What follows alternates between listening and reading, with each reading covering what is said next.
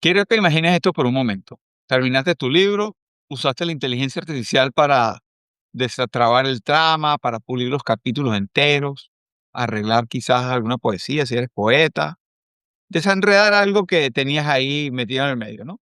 Lo subes a Amazon, vas a registrar el copyright y te lo rechazan. No porque el libro sea malo, porque la Oficina de Derechos de Autor no puede distinguir entre que escribiste tú y quién lo escribió a máquina. Eso le pasó a un fotógrafo digital con una sola imagen. Le tomó más de un año recuperar ese registro y una novela completa en España. Ni siquiera le dieron esa segunda oportunidad. Bienvenidos a Cuando la tinta seca. Soy Demián Casado y como siempre aquí está Luis, el poeta que anda. ¿Tu libro no vende autor? Basta ya de esperar. Convierte tu manuscrito en negocio rentable. Vamos a empezar. Con marketing digital, estrategias y la nueva IA. Tu marca personal de escritor por fin despegará. Olvida mitos, la tinta seca, es hora de ganar. Tu mensaje merece ser escuchado, a triunfar. Suscríbete y activa la campana. Cuando la tinta seca. Hoy vamos a hablar hoy no vamos a hablar de si la IA es buena o mala, hoy vamos a hablar de un tema más concreto, y es para aquellos autores que quieran utilizar la IA como asistente para desarrollar su libro. Eh, Hay que tener esos temas en cuenta, sobre todo estos puntos legales que los vamos a tocar aquí, sobre todo en el tema de Estados Unidos, España, México y Europa, con casos reales. Estos son datos reales, con fechas y con los formularios correctos. Bueno, porque si publicas sin saber esto, no estás construyendo un archivo, estás construyendo algo que puede caer el día que lo revises. Empecemos con lo básico. Si yo le pido a una inteligencia artificial que me escriba un capítulo y lo pego tal cual, eso es mío. Y esto, no, la verdad no, y esto no es nuevo, viene desde 1884. El caso Burroughs Hills Lithographic contra Saroni estableció que el copyright protege la personalidad y la creatividad humana. Esta parte es importante, protege la personalidad y la creatividad humana, incluso cuando usas una herramienta mecánica como una cámara. Ese principio sigue vivo en 2026, más fuerte que nunca. A principios de este año, la Corte Suprema de Estados Unidos rechazó revisar el caso Thaler contra Perlmutter. Mi inglés es muy bueno. Eso cerró la puerta a cualquier intento de que la IA sea reconocida como autora. La jueza Patricia Miller ya lo había dejado clarísimo en marzo de 2025. La Ley de Derechos de Autor de 1976 exige un autor humano. Punto. Ok, y entonces, y los prompts que no cuentan ni con apoyo creativo, que yo paso ahora afinando, pasas horas afinando esas instrucciones, ¿qué tienen que ver ahí? Legalmente no. La Oficina de Derechos de Autor de Estados Unidos, la USCO, publicó en enero de 2025 su informe sobre registrabilidad y fue tajante. El prompt es una idea, no una expresión fijada, porque tú no controlas exactamente qué palabra va a poner la máquina en tu lugar, y en qué lugar la va a poner. Una caja negra probabilística. Ellos mismos lo comparan con Photoshop o una cámara. Ahí sí controles el resultado de forma directa y predecible. Con un modelo generativo no. Y si afino el prompt 600 veces hasta que quede exacto como yo lo quiero. Bueno, ahí está el caso que todos estamos siguiendo. Jason Allen contra la Oficina de Derechos de Autor. Allen es el artista de Theatre de Ópera Espacial, al que le negaron el registro varias veces. Demandó bajo la Ley de Procedimiento Administrativo, argumentando que refinar más de 600 prompts es un trabajo creativo tan válido como el de un fotógrafo. Argumenta él, ¿no? Los argumentos finales del juicio sumario están programados para mediados de este año, todavía no hay una resolución, pero es el caso que puede mover la línea completamente. Entonces, la lección de hoy, bloque número uno, los prompts son ideas, no son expresiones protegidas. Sin control directo sobre el resultado, no hay autoría. Esa es la regla mientras el caso de Allen no la cambie y no lo ha cambiado hasta ahora. Correcto. Con todo esto suena que es imposible registrar algo que haya sido ayudado por la inteligencia artificial. No es imposible. eh, Tiene su trabajo, es bastante exigente. La USCO sí registra manuscritos con material de IA, siempre que tú demuestres una intervención dominante, selección, edición, reorganización. El estándar lo puso un caso llamado A Single Piece of American Cheese, de Ken Kirsey, fundador de la plataforma Invoke.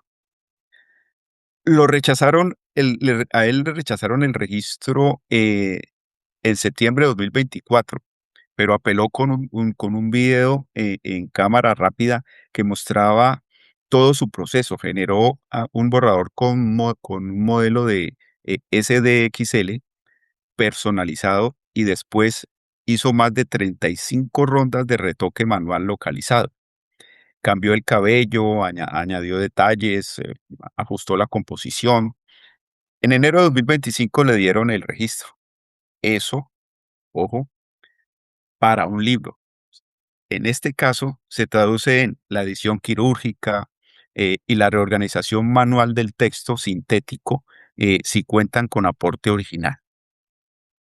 Y en la práctica, ¿qué formulario yo debo llenar para este tipo de trabajo?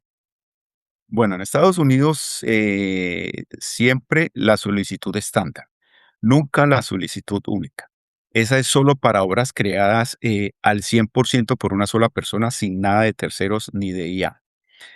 En la solicitud estándar hay dos campos claves. Eh, Author Created, donde describes tu aporte humano exacto, y Limitation of Claim, donde declaras qué parte es texto sintético que no reclamas. Si tu solicitud ya está en revisión, por ejemplo, y se te olvidó declarar el uso de la IA, llamas a la Oficina de Información Pública de la USCO al 202-707-3000 y pides que agreguen una nota al expediente. Y si tu libro ya tiene registro, bueno, por ejemplo, el caso que ya lo registraron, y después te das cuenta de que faltó declarar la IA, existe la solicitud de registro suplementario bajo la circular 8. Y esto genera un certificado nuevo que convive con el original sin anularlo. Muy bien, entonces la segunda lección sería: documenta cada edición desde el primer borrador. La trazabilidad no es un capricho legal, es una defensa del día que alguien te pregunte. Bueno, todo esto en Estados Unidos, pero la mayoría de los que nos escuchan publican en español para México, España o Latinoamérica en general. ¿Cambia algo? Bueno, cambia y se pone más estricto inclusive. En España, por ejemplo, el Real Decreto Legislativo 1 de 1996 dice que solo las personas físicas pueden ser autoras. Y ya hay un caso real. En marzo de 2023 rechazaron el registro de Iris, presentada como la primera novela escrita por una inteligencia artificial. El registro no pudo separar qué parte era aporte humano y qué parte era GPT-4, así que lo denegaron todo. Wow, interesantísimo. Y háblame de México. Cuéntame cómo sería en México un caso Bueno, de México. hay un precedente histórico de este mismo año. La segunda sala de la Suprema Corte de Justicia de la Nación resolvió el 27 de agosto de 2025 el amparo directo 6 del 2025, un caso de un tal Gerald García Báez que quería registrar un avatar suyo generado con la plataforma Leonardo eh, y pedía que los derechos morales fueran para el algoritmo. La Corte lo negó por unanimidad. Los derechos morales son exclusivos de personas físicas. según el artículo 27 de la Declaración Universal de los Derechos Humanos. Y la práctica, y digamos, en la práctica, la plataforma de registro de Indautor, que se llama Indarelin, rechaza automáticamente cualquier obra que se identifique como puramente sintética. Bueno, ya tenemos un caso de España, o sea, de Europa. Tenemos un caso de México, pero ¿y de Colombia, tu país natal? Cuéntame. Bueno, ¿Conoces la eso? misma lógica aplica en este caso. La Dirección Nacional de Derechos de Autor, bajo la Ley 23 de 1982 y la Decisión Andina 351, ha rechazado varias solicitudes de obras sintéticas. Su argumento es que una ejecución automática de un algoritmo no tiene voluntad creadora real. O entonces, ¿quién sí se salva en estos países?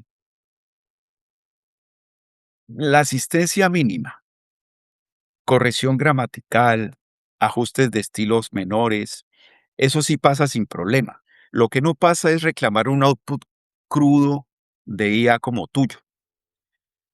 Y la estrategia correcta es reclamar solo la parte del texto donde tu aporte humano sea claramente separable del resto. Muy bien. Con esto llegamos a la tercera lección. En español, el estándar es más duro todavía que en inglés. Reclama exactamente lo que es tuyo, ni una palabra más. Correcto. Bueno, aquí hay algo que no había pensado hasta este momento, ¿no? Digamos que yo dicto a mano y que cumplo con todos los requisitos. ¿Aún así puedo tener algún problema? Sí, sí, y es un riesgo distinto. En este caso, digamos, el riesgo es distinto. Eh, ¿De dónde salieron los datos con los que se entrenó la herramienta que usaste? Por ejemplo, si ese modelo se entrenó con copias piratas de libros, lo que te entrega puede considerarse una obra derivada infractora. Mm. El caso más importante, digamos aquí en este caso, es Barts contra Anthropic. El juez William Alsup en California dijo algo clave para toda la industria. Entrenar un modelo de libros comprados legalmente sí es un uso transformador legítimo. Ojo con eso. Ujú. Protegido con fair use. Pero mantener bibliotecas internas de libros pirateados, de repositorios como Books3 o LibGen, eso sí es infracción directa. Ese punto fue a juicio y para evitarlo, Anthropic llegó a un acuerdo de 1.500 millones de dólares, aproximadamente $3.000 por cada título elegible. Mi madre. Y la aprobación preliminar fue el 17 de octubre de 2025. Ok, pero ¿y las otras empresas de inteligencia artificial están en la misma posición? No necesariamente, y ahí está lo interesante. En el caso de Keidri contra Meta, el juez Chabria falló distinto en junio de 2025. Le dio el juicio sumario a Meta en este caso, porque los demandantes no lograron probar que el modelo reprodujera expresiones protegidas o afectara el mercado real de venta de esos libros. Y en Europa la vara es todavía mucho más dura.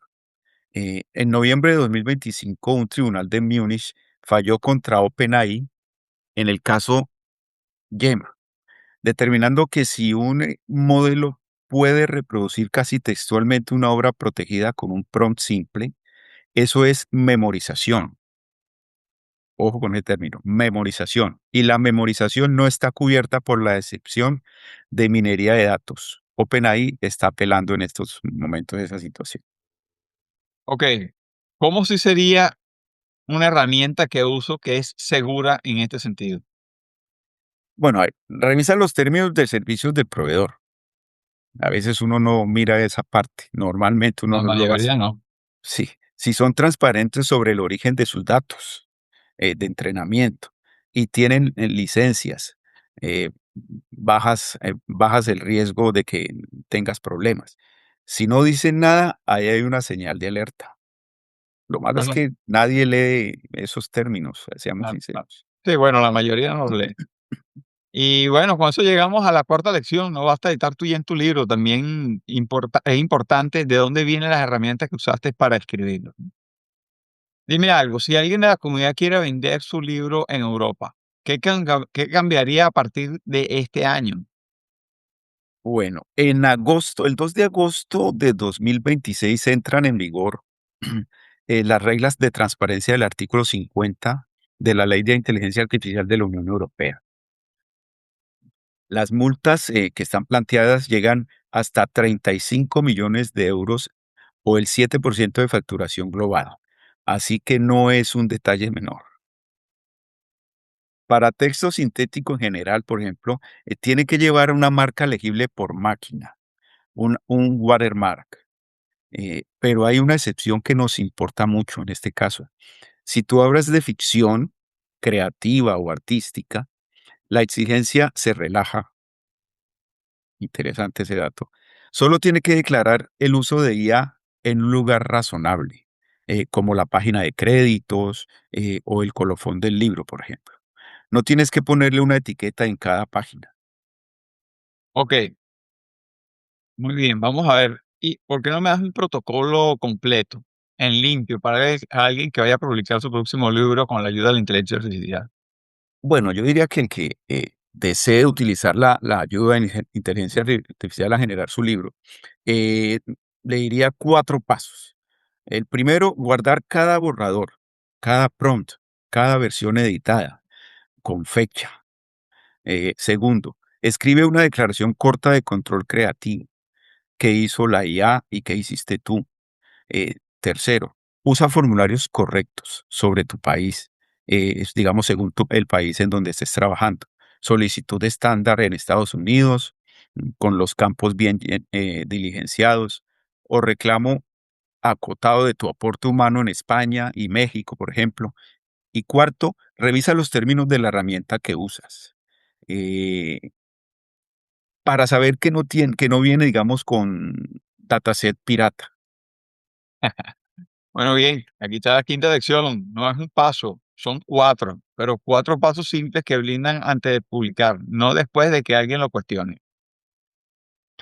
Bueno, sí, digamos, en resumen, digamos que podemos tener estos puntos. Primero, los prompts no son autoría, necesita de edición humana real. Segundo, documenta cada iteración. Esa vitórica, esa, digamos, esa bitácora es tu defensa.